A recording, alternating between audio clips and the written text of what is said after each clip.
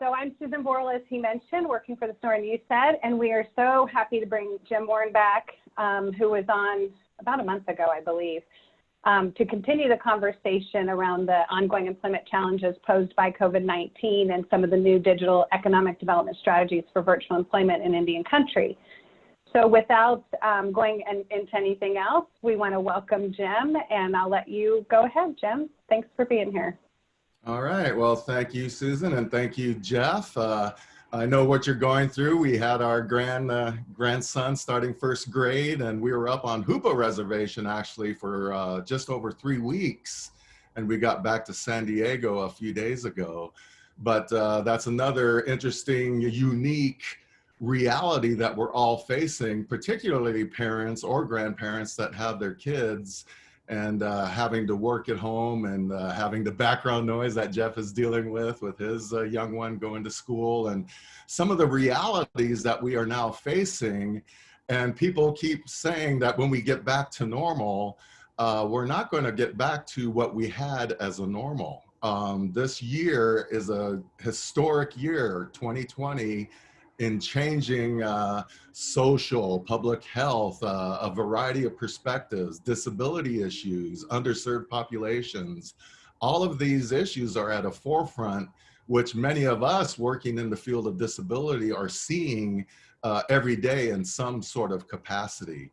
So that's something where if we're working with people with disabilities, and particularly with cultural groups, we'll be discussing Indian country today, but this is some of the unique perspectives of disability and things that we have in Indian country that may be different than some of the folks that we're working with outside of Indian country. So obviously in Arizona, there's a significant population of natives with the 19 tribes, as well as Phoenix and Tucson and Flagstaff having major urban Indian hubs of populations as well that sooner or later you'll come across and work with. Some of these issues that we'll be discussing for folks in Indian country, if you could please share on the chat any ideas, anything that you see as working, something innovative that suddenly you've initiated in your program or your community or your place of business, whatever it might be. Obviously, education has made a big change to where now this is the norm, you know, where I see the faces on screen. And again, this is now the new normal. Eventually, we'll be able to get back to physical distancing as being less impactful. But the reality of the term social distancing, my brother says it very eloquently, is as social people, as social beings, we should not be distancing socially, but physically. So physical distancing with the 6-foot criteria is necessary, but how can we as human beings, as two-leggeds, maintain our social need for that health and well-being and balance? So these are some of the unique challenges that we're facing, not only in Indian country, but worldwide. And some of the virtual realities that face us in Indian country, as well as throughout different third worlds, vary in terms of how can we utilize this platform that we're using now with Zoom and other platforms that are now the new normal for us in education and employment. So I'm going to share my screen now, and I guess, Susan, if you wouldn't mind just kind of checking out the chats for me every once in a while, and then let me know if there's something I should address right away. And otherwise, we will have time for discussion at the end as well, and we'll try to address everybody's questions as best we can. So again, you can always reach me by email. My contact information will be available, as well as this PowerPoint will be available like the last one I did in July.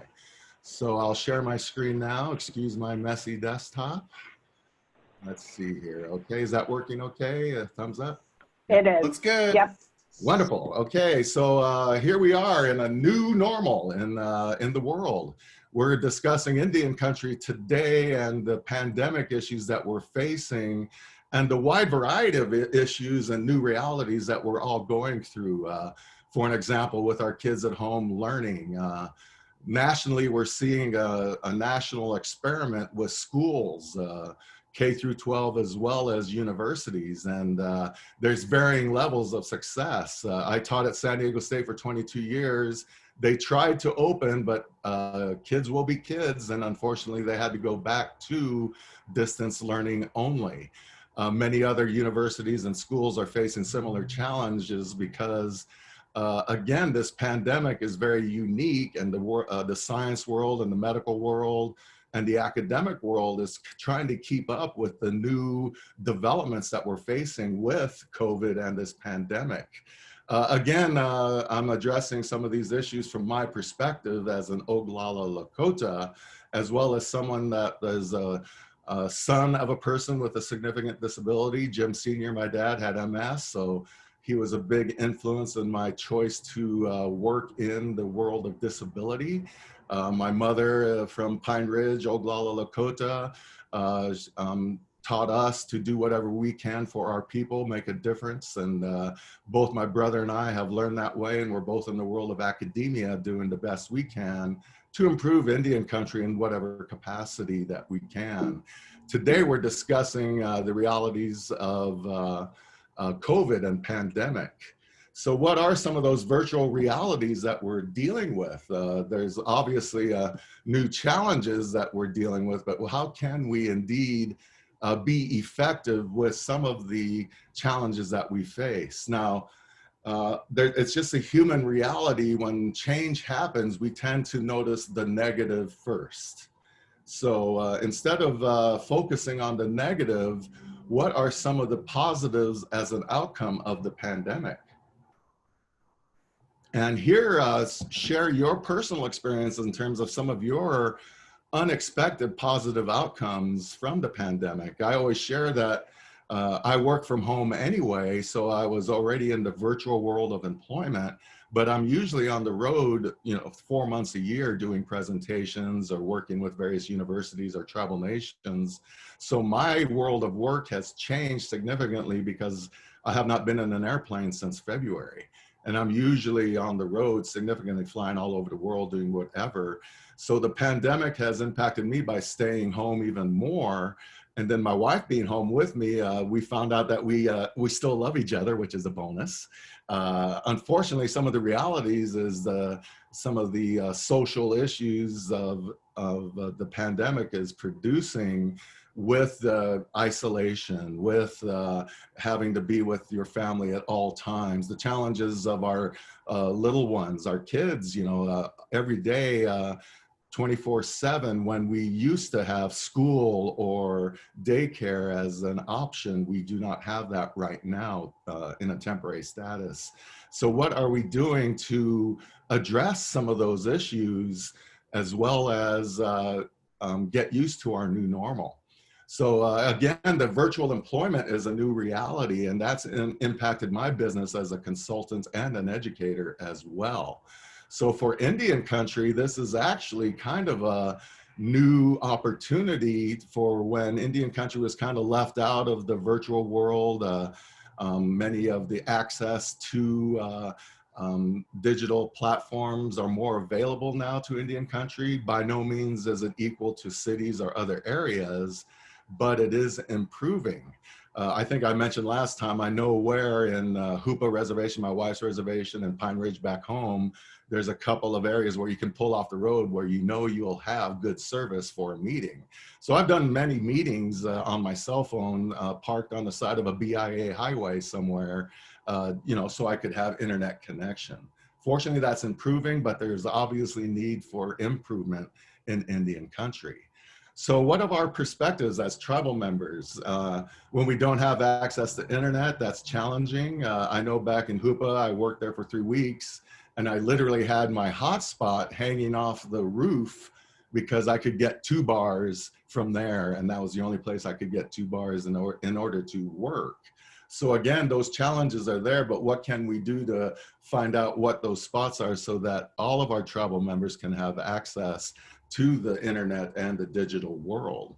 So can we do anything virtually? Of course we can. And Indian country has already proven to be very innovative in some of their approaches they've taken, utilizing various platforms like Facebook and others through the internet as well. So employment has always been a challenge for disability, and even more so for Indian country disability issues. So again, how do we adapt to the COVID reality in terms of utilizing technology and connectivity throughout Indian country? So regardless of those issues of access to connectivity, we need to see what can we do to be innovative so that we can have the new normal benefit Indian country and kind of be at the table instead of on the table when we discuss some of these new approaches to employment. So again, with the, let's see here, last time we discussed the impact of tribal vocational rehabilitation programs. There's some of you that work with tribal vocational rehab as well as state vocational rehab agencies. So thank you for the work that you do. I'm very into the empowerment model of services, and I know that tribal vocational rehab as well as state programs, employment is the outcome, empowerment is the outcome. So that's a wonderful model for our people, and the tribal VR programs are doing a great job out there, not only in Arizona, but throughout the nation. One of the #1 closures for tribal VR is self-employment, because when you have an employment outcome program in a tribal community with 85% unemployment, obviously you're going to have some challenges.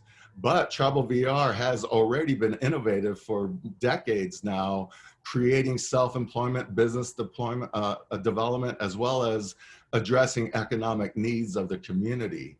I believe I brought up Navajo's industrial laundry project that Voc Rehab helped start.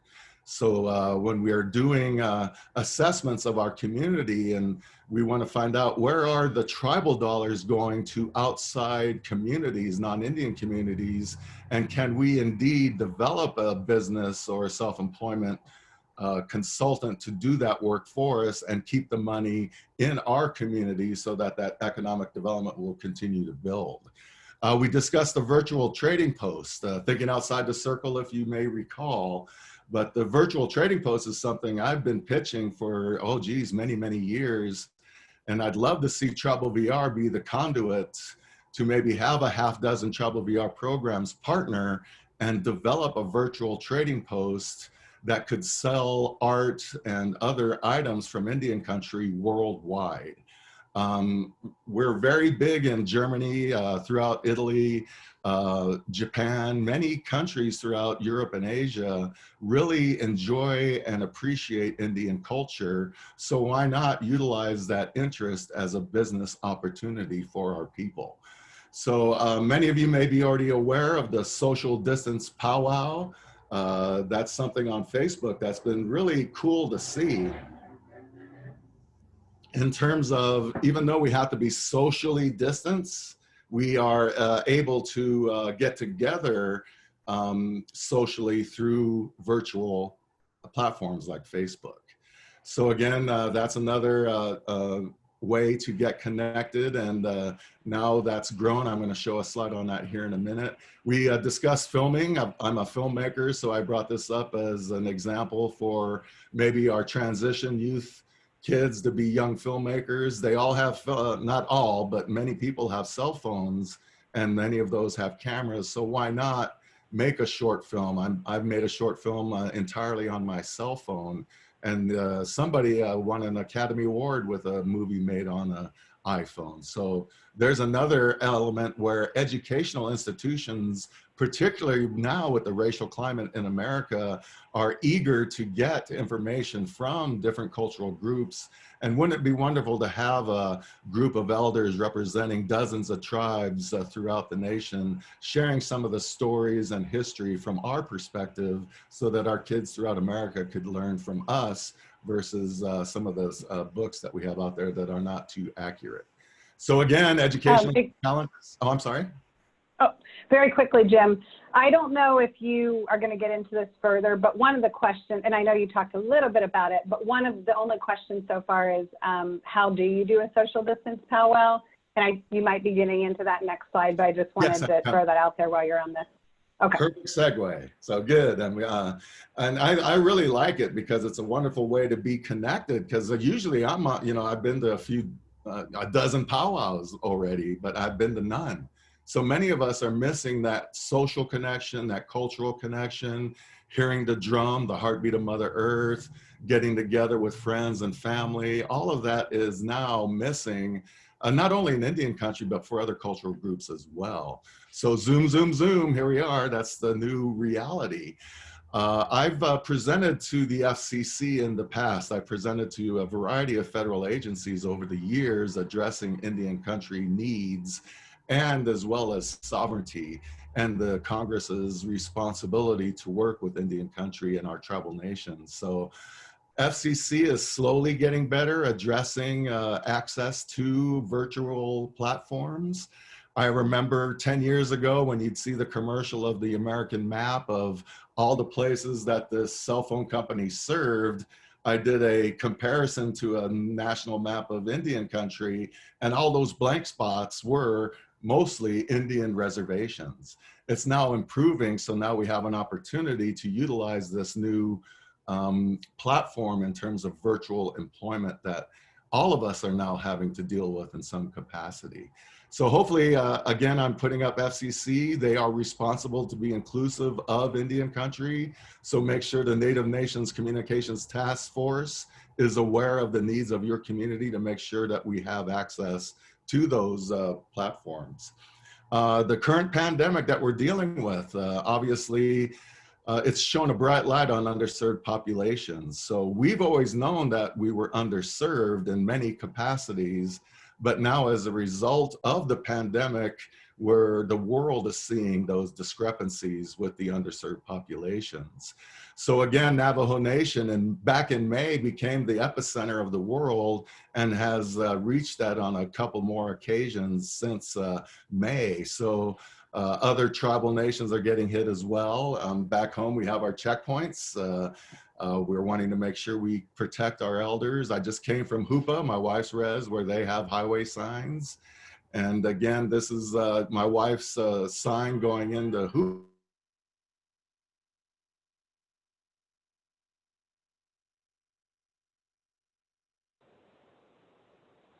Jim, can you hear us? I think we lost you for a second. Oh, did Jim can you just hear him, freeze? Jim? I think Jim just. Oh, all right. Yep. Hoopa. I know there's. And then here is the. Oh, okay. Jim's back. Back. Jim, you went out for just about 30 seconds, just so you know. Okay. All right. Sorry about that. But you're back. We can hear you. Okay. Yeah, you're good. All right, I'm looking at my modem there, and it seems to be on, so hopefully it's working. But I was just sharing information regarding some of our tribal nations are now closed to outside traffic so that we can protect our sovereign nations. And this was a sign that was just in Hoopa a few days ago when we were leaving the Hoopa Nation. So again, these are different times that we're dealing with. And there's a lot of resources out there for Indian country addressing COVID-19 and some of the issues that we're dealing with. The National Indian Health Board is a real good one. I have the South Dakota ones here because I'm developing one for South Dakota State in terms of COVID resources for Indian country. So you see a variety of different resources available so that you can get some of the information that you may need or not aware of in terms of supports and information regarding COVID-19 in Indian country. When we, and again, you'll have access to these as well.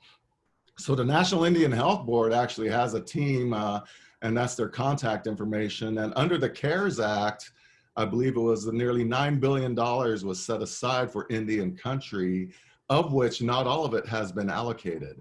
So I would suggest contacting National Indian Health Board and finding out what kind of resources are still available that your community or your program or your nation can access to better serve tribal members with disabilities that may be dealing with COVID.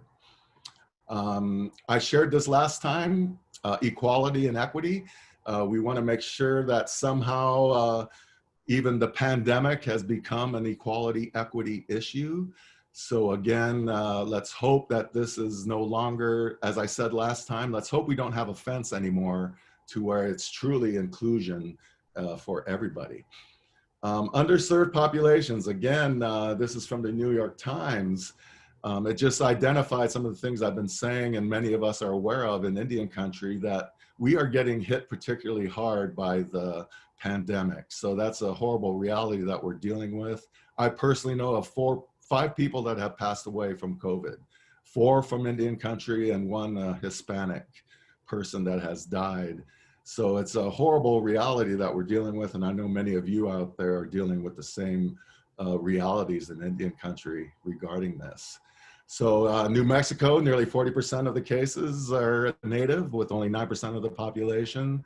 The Phoenix area is 4 times the rate, unfortunately, as our white neighbors in Phoenix. So again, various tribal nations are implementing their own policy regarding protecting their communities. Navajo Nation, again, I mentioned, was extremely high. And it's interesting, I found here is the congressional leaders have prompted the US Commission on Civil Rights to examine health disparities.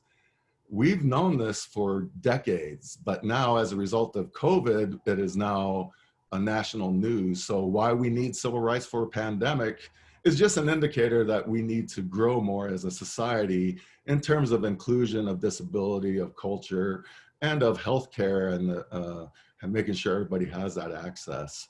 So many of our communities are doing things like this, helping our community members. I like the masks with the native design and things of that nature. So again, there's another business opportunity that many have utilized in terms of what can we create that have a little bit of the native bling, if you will, with our protective equipment. So here you see the map, and Arizona is just getting hit hard. And most of those areas are high reservation communities. So again, this is something that's hitting us very significantly in Indian country. And what can we do to not only curb the pandemic, but provide our citizens with opportunities for employment during these challenging times? So again, our underserved populations, why are we getting that as well? Why are we having the highest impact? Last time we discussed healthcare and the lack of healthcare. Pandemics, this is our, 4th or 5th experience as Indian country with pandemics, the originally being in 1492 when Columbus came over. And then of course, our secondary exposure to the Euro pandemics was in the colonial period. And it's well known that Commander-in-Chief Amherst supplied infected blankets through his military to tribal members to purposely spread a pandemic. So as Indian people, we have been here before.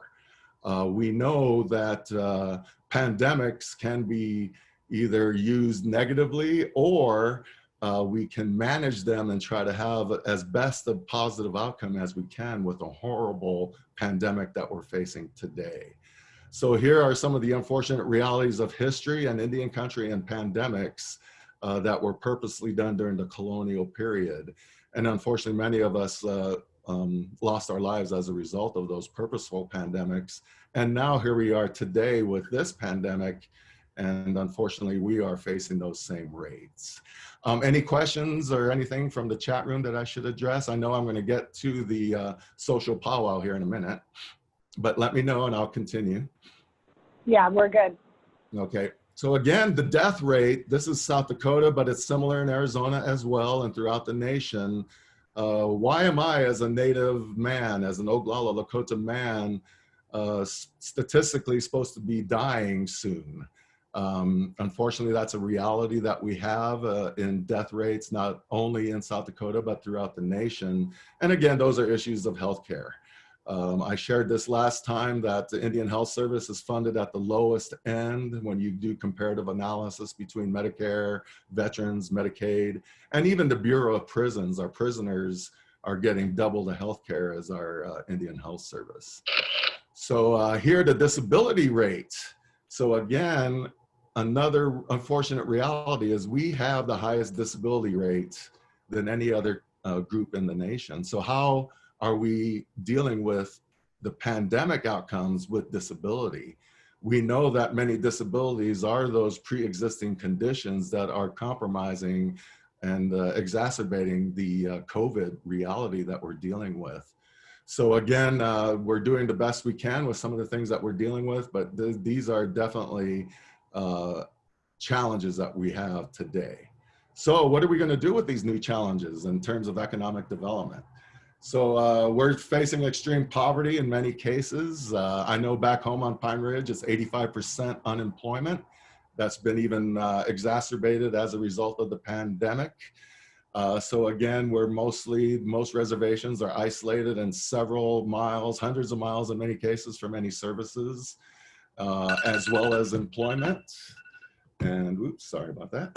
And another result of the pandemic challenges we face is we must look outside the circle, as we discussed last time. And how can our tribal sovereignty and our government-to-government relationships work for business development?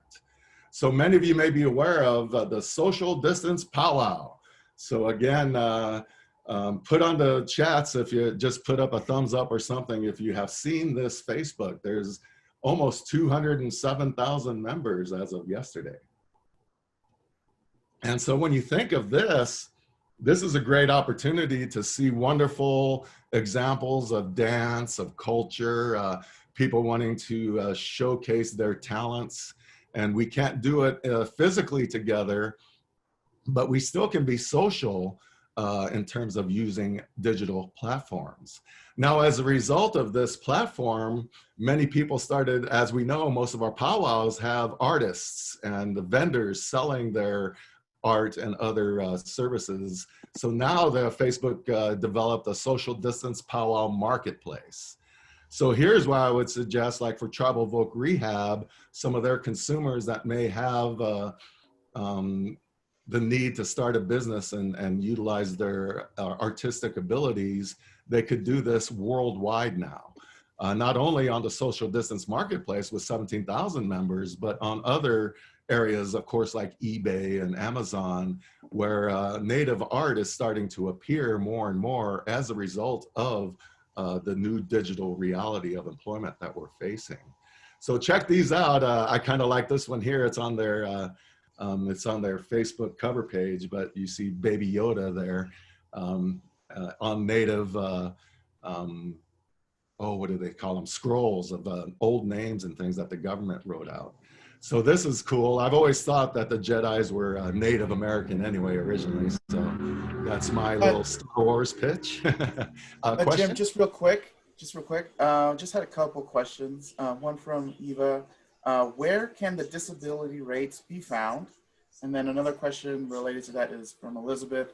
Which nations in AZ have the highest rate of disability? Okay. You can find the information with, what was the first question again? What were they looking for? I'm sorry. Oh, yeah. Where can the disability rates be found? The disability rates, yes. Section 21 of the Rehabilitation Act addressing vocational rehabilitation identifies us as the highest population of disability. Now, the challenge is finding those specifics between communities varies. So if you have a tribal VR program, their business is disability and employment. So they generally have access. If they don't have access, they developed different statistical measures regarding disability in the community. So I would look for those services, as well as the National Indian Health Board, look at the disability, search for disability, and they'll identify disability groups in Indian country as well. And the second question, I'm sorry? I'm sure. Yeah, which nations in Arizona have the highest rate of disability? Well, now that is new data because of COVID. What people are not discussing is the long-term effects of COVID. They're seeing now with young people the cardiology issues that are coming along. So some of those long-term health issues are going to come. So disability is going to be exacerbated even further in Arizona. And the larger nations and more isolated nations in Arizona are the ones with generally a higher disability rate. Tribal nations close to Tucson or Phoenix have access to better health care. I know growing up in Tempe, Arizona, I was at the Phoenix Indian Health Center, the Indian Hospital, quite often in my accident-prone youth, but it was wonderful to have an Indian hospital within driving distance. But for many of our tribal nations, they have limited access to health care. So as a result, their disability rates are higher than others. So hopefully that addressed some of the questions there. Another good resource is Indian Country Today. My brother's been interviewed regarding COVID-19. I was interviewed regarding some of the issues regarding the Washington football team and some of the racial issues in America today. So this is a great resource because they have the weekly newsletter with COVID-19 tracker. So this will allow you to get information for your community in regards to any new numbers facing your community, as well as any resources that may have become available, like through the CARES Act. And hopefully the US Congress is able to work together and pass a new act to help support so many people that are being devastated by the pandemic. So something I saw just today, researching, I added this in last minute, was virtual tours of the res. So this youth group in Fort Washakie res, and I've been to Fort Washakie, I've done Native Vision and other NFL alumni type of events for youth there, but they also have tribal voc rehab. So I've worked there in a variety of capacities, and it's a wonderful reservation, and this youth group put together a virtual tour of the res. So there's the website where you can do a virtual tour, and that's another business opportunity utilizing digital platforms. And I'm currently working on a documentary, so that's called My Native America, which I'm going to be pitching as a television series. So hopefully I'll be on Travel Channel or something, res hopping, doing a new TV show. So again, there's a new development that for me in terms of the pandemic and how can I still make films without being on location and being able to fly to various locations to do that. So fortunately with this was a great example of what our youth are doing in terms of showcasing their res for the world. Again, remember that there is an interest in us worldwide, and why not utilize that interest in terms of business development. Marijuana and hemp policy in Indian Country, obviously very controversial, but through federal policy, there are now opportunities for tribal nations to develop hemp products, CBD products, and other medical production opportunities supported by federal government. So obviously it's controversial. I always note that tribal voc rehab cannot help start marijuana business because as federal programs, it's still a federal issue. So again, that's something to take into account, but many of our tribal nations are utilizing this opportunity. One of the tribal nations here in San Diego actually closed their casino. Their casino closed down, and now their casino is a marijuana and hemp production site. So their casino fell, but they're trying to find another way to generate revenue for their community. So travel restrictions. I'm not in Europe. I'm supposed to be in Italy for a film festival, but we can't travel. Unfortunately, only 11 countries are open to US visitors, 30 countries with restrictions, and 156 countries will not allow US citizens into their country. So that's the perspective of how we as a country, as a society, has addressed COVID-19. And it's, in all reality, it's very embarrassing from a world standpoint how we're dealing with this pandemic. And now we're seeing some of the realities of the hitting central, the US and the plains. South Dakota, where my mom lives at 81 years old, is now an epicenter as a result of the state fair and Sturgis and Mount Rushmore and various things like that. So again, it's still growing, and it's beyond my comprehension why this is a political issue and not a healthcare issue. So whatever we can do, utilizing our traditional way, talking circles, healing ceremonies from digital, Obviously, we can't do a sweat lodge anymore, or we should not until we're safe. And then all the other cultures as well, the longhouse and other things that we do. That's why we have the social distance powwow and other ways. How can we still be social but physically distanced for safety and public health? Elders and our spiritual leaders, obviously, our traditional educators, our knowledge and wisdom keepers. We need to utilize them, and if we can record them for education, obviously, I think that would be a marketable tool in the business world and the academic world. Incorporating traditions into contemporary systems. You see this a lot in terms of a circular format. My new Kaiser clinic now has a circular building that you enter. So again, they're looking into different ways of addressing some of the indigenous perspectives of not only kind of like the Guggenheim in a circular fashion, but other circular fashions that are more traditional in the way we do things. And of course, Indian humor. We all get through our days with Indian humor, and Indian humor, as we know, is unique in Indian country. So when we address balance, direction, and wellness, here we are as human beings, as two-leggeds, and we're dealing with the 4 human elements. Mental.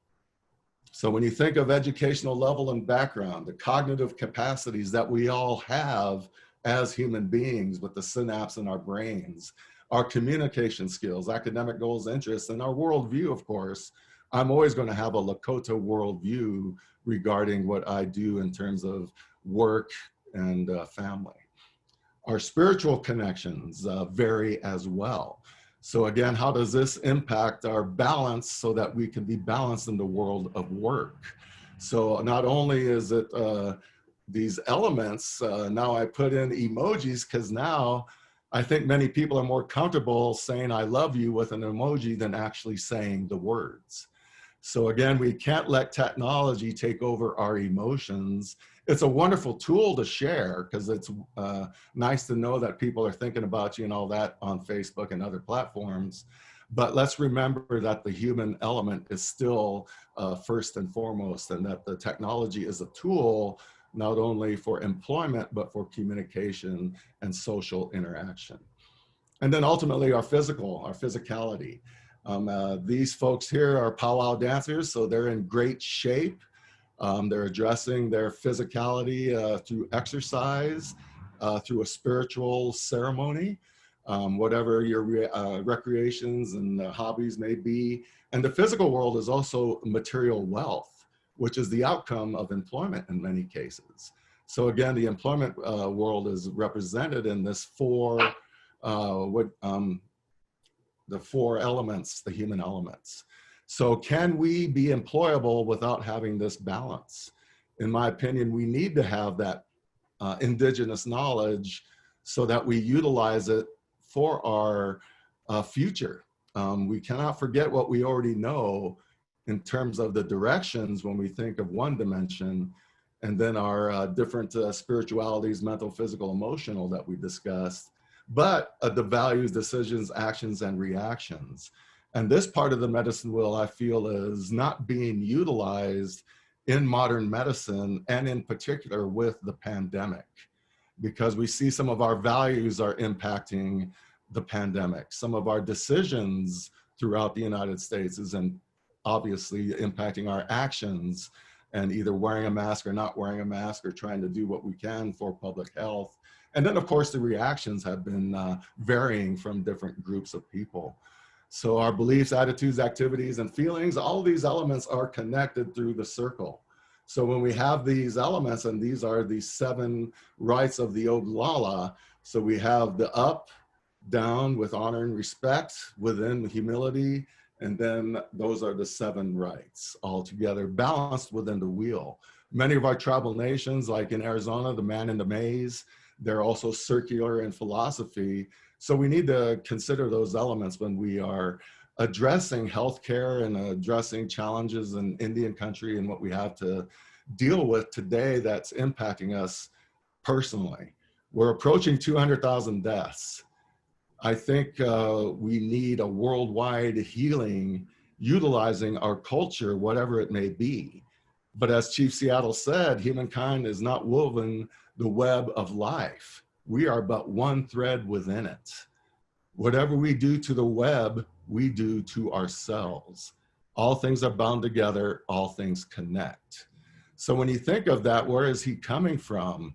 So he's talking about us as human beings, and we're all connected as two-legged species of Mother Earth. So whatever we do to each other, we do to ourselves ultimately. And again, let us put our minds together and see what life we can make for our children. All of us as human beings value our children.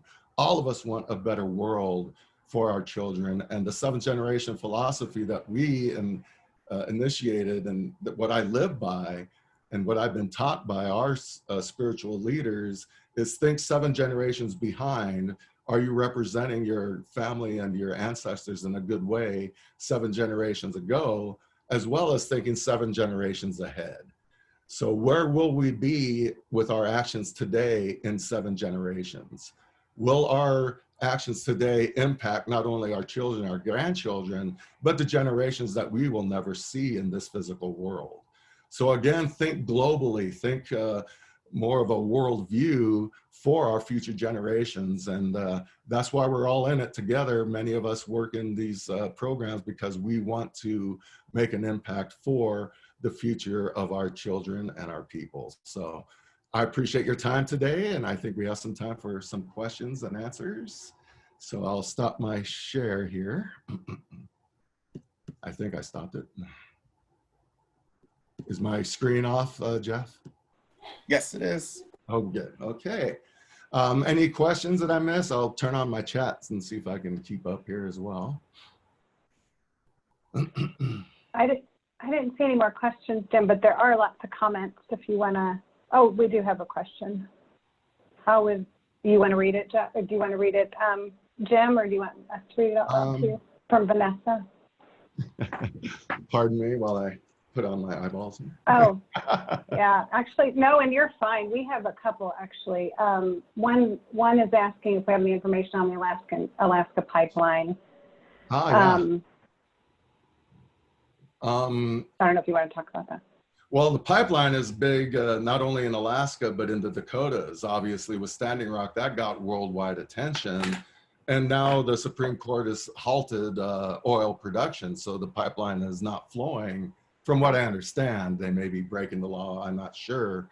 But the oil pipelines are obviously economic development strategies from an economic standpoint, but from a cultural standpoint, we don't see it as the appropriate use of Mother Earth.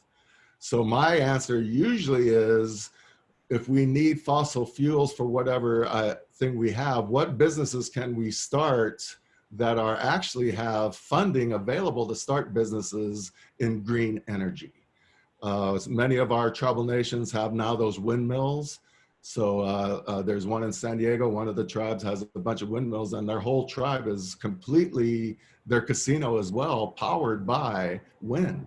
So again, many of our tribes have water power availability. So what can we use in terms of economic development and potential business funding for Indian country to address the green energy needs that is obviously in the future? It's going to be, fossil fuels will be something of the past eventually, but we're going through those change initiatives now addressing that. And then within the, let me see here, I'm sorry. I can read it for you if you want. One of them is, how would we connect with businesses in the tribal communities? Like, is there a Chamber of Business network? Oh, yes, thank you. That's a great question. I presented for the Arizona American Indian Chamber of Commerce a couple years ago. So most states, I know Oklahoma does, there's a variety of states that have significant Native population that do have the Chamber of Commerce. So great question. I forgot to add that into my presentation. So yes, I would work with the Tribal Chamber of Commerce, because they're always looking for opportunities to create new businesses. And through our efforts working with Voc Rehab or other folks with disabilities that want to work, what a wonderful opportunity to create something and actually partner with the world of work out there. Not only creating new business, but work with the existing businesses to have more opportunities for tribal members. It's a great question. Thank you. Thank you. Yeah, that's great information and feedback.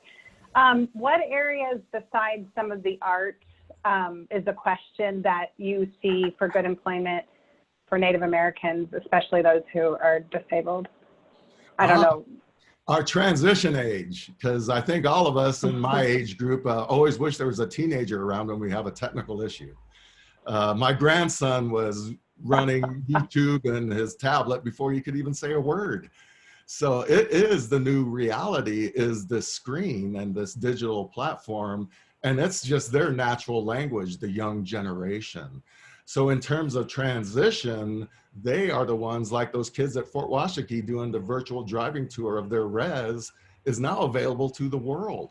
And what will that produce? Because they said they're close to Yellowstone. Maybe some people that go to Yellowstone will come to the res and visit us. And that's economic development, not only for that youth group, but for the whole tribal nation. So again, utilizing those connections, and I'm all about youth empowerment because of a lot of the work I do is youth focused, but that's a great resource to create businesses where I'm always encouraging the young ones when I'm doing filmmaking things that I go, hey, one of you may be director or casting me as the old man someday in your film, you know? So again, it's planting those seeds and giving ideas, thinking outside the circle, as I like to say, is even though we have all this negative reality, what are the positives that we can focus on as best we can to help our future generations? And these challenging times, that's when I feel communities come together. And obviously media and everything is showing the negativity, but overall, I think us as two-leggeds have that connectivity. And our young ones, I think, are even more accepting of difference like disability or gender issues or whatever it might be. And race, of course, you see with the racial climate in America, you see a lot of multiple races of people walking together. And last night it was a beautiful gesture when the NFL started and they put their arms together in solidarity. But the unfortunate reality is half of the fans booed at that. So why is being together and wanting to work together something to boo and is negative? But that's the climate we're living in today, racially, disability, healthcare, all of these issues COVID has brought to the forefront. We see all the negative, but what can we do to focus on positive outcomes? And that's the only way we can do it in a balanced medicine wheel philosophy that I shared with you earlier. So yeah, absolutely. I would add, and I mean, I think for rural communities, I think about this all the time, not just reservations, that, and you talked about this, but, you know, self-employment, you know, a lot of times you may have to create those types of jobs that people are interested in if they want, especially if they want to stay in their communities. Because if you're not going to come to the big cities, you might not have the opportunities that others have. And this is a sad, I hesitate to even say this, but I mean, I'm assuming the community, especially in Navajo, is going to, the law enforcement, I mean, astronomical amounts of people who have passed away in that field.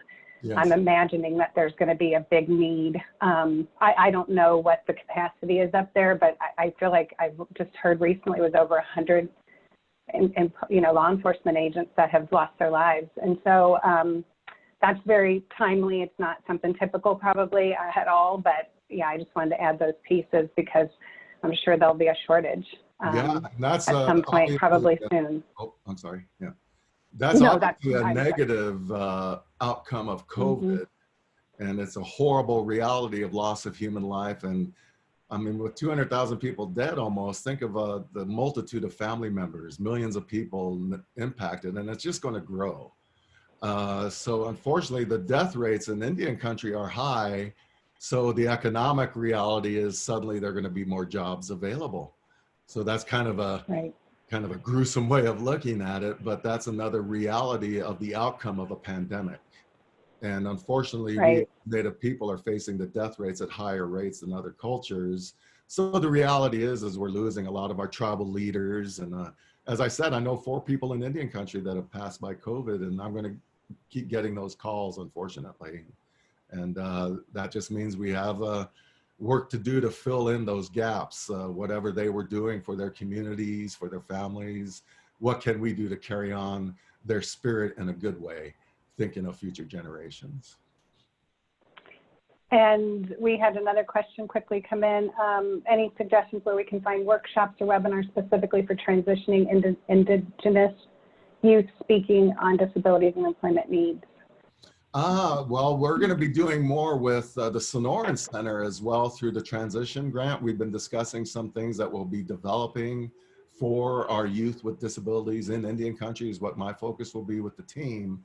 So look for that as some opportunities. And then other organizations are also identifying some of those needs for youth with disabilities. And now with this reality, it's usually a webinar, a virtual conference. Most of our conferences have gone virtual, and that's a whole new way of going to a conference. So again, we're missing out on that social connection because of physical distancing, but how can we use this type of platform to keep that human social connection, but stay safe until we knock this down, so that our new normal will get us together in whatever capacity that may be. So hopefully, as a result of all these negative realities, let's focus on what can we do to make some positive out of this negative. And I think as Indigenous communities, we have been doing that for generations out of necessity, because we're always facing negative realities with employment, with disability rates, with suicide, with all these things that we're dealing with, but somehow we still keep moving forward and keeping our culture alive. So again, that's very important when you work with Indian country, is the cultural component. We are members of sovereign nations. We're not minorities. We are members of sovereign nations in the United States, and we have a unique representation and position in the United States as the Constitution identifies. So again, don't think of us as minorities, think of us as another nation to work with in partnership.